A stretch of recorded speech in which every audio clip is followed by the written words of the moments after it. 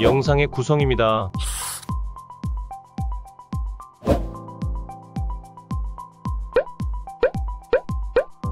미디어 콘텐츠과는 과제가 엄청 많습니다. 어떻게 과제 계획을 짜야 할까요? 첫째, 자신 있는 것부터 하자. 두 번째, 한 가지에만 몰두하지 말자. 세 번째, 여유를 가지자.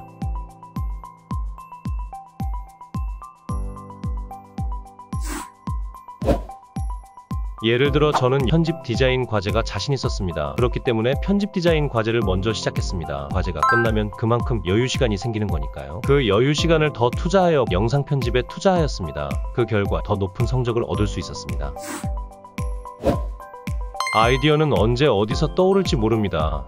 자기 전 생각날 수도 있고 밥 먹을 때 생각날 수도 있죠. 저는 과제하다가 또 다른 과제에 아이디어가 떠오를 때가 있습니다. 그러면 저는 그 아이디어가 떠오른 상태라면 그 과제로 넘어갑니다. 만약 당장 과제를 못한다면 핸드폰 메모장이나 노트에 적어서 기억해둬야 합니다. 아이디어가 떠오르지 않아도 실제로 한 가지의 똑같은 일만 하면 재미가 없습니다. 저의 예를 들면 과제를 하면서 지루함이 몰려오면 인디자인 과제로 넘어가 편집 디자인을 하며 리프레시하는 편입니다. 디자인이나 제작 과제를 하면서 느낀 점은 다른 과제라도 조금씩은 서로 연관되어 있다는 점입니다. 그러니까 한 과제가 막힌다면 과감하게 다른 과제를 건드려 봅시다.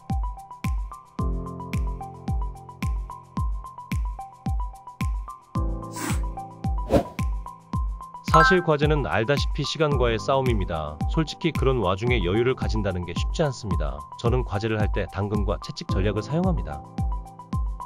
저한테 과제를 한 만큼 보상을 주는 시간을 만드는 겁니다. 저를 예로 들면 게임하기, 소설 읽기, 넷플릭스 보기입니다. 과제를 2시간에서 3시간 열심히 하면 30분에서 1시간 쉬어가는 것입니다. 반대로 게임을 2시간에서 3시간 하고 과제를 안 하면 안 됩니다. 과제와 보상의 밸런스가 계속할 수 있게 하는 원동력이 되는 겁니다.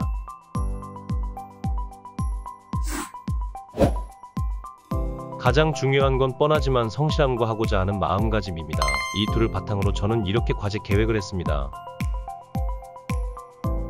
저는 제가 하는 방식 그대로 2학년 2학기 과제를 완성했습니다.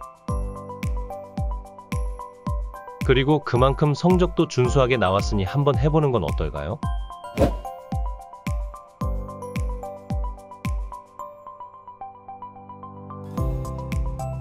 필기 시험을 대비하는 저만의 방법입니다.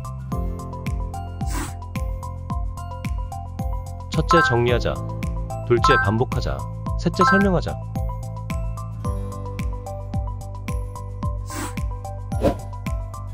처음에는 노트에다가 필기하고 교과서에도 필기를 하며 정리했습니다.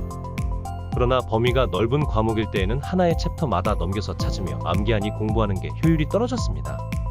그래서 저는 A4 용지에 다시 한번 정리하기 시작했습니다. 한 번 더 정리하면서 외우는 계기가 되고 핵심을 한 번 더 생각할 기회가 되는 겁니다. 쉽게 찾아서 외울 수 있고 가볍게 어디서든 볼 수 있었습니다. 정리한 파일로 연습 문제를 만들 수도 있고 정리하며 문제를 예상해 볼 수도 있습니다. 필기 시험은 결국 외워서 시험을 봐야 합니다. 먼저 A4 용지로 정리한 파일이 필요합니다. 저는 시험 기간에 일어나서 학교 가면서 집에 오면서 자기 전에 등 꼭 읽는 시간을 정해둡니다. 그리고 집에서 읽을 때는 입으로 소리 내며 읽는 편이 더욱 기억에 남습니다. 그리고 읽은 걸 토대로 흰 종이나 공책에 생각나는 문장이나 단어 등 기억에 남은 걸 적어봅니다. 반복해서 눈과 입, 손을 사용하여 외우면 감각에 익숙해지면서 더욱 기억에 오래 남습니다. 시험 공부를 혼자 하는 사람도 있을 것입니다. 그러나 저는 시험 공부를 여러 명이서 같이 하는 것도 좋다고 생각합니다. 같이 공부하면 내가 놓친 부분을 친구들한테 들을 수도 있습니다.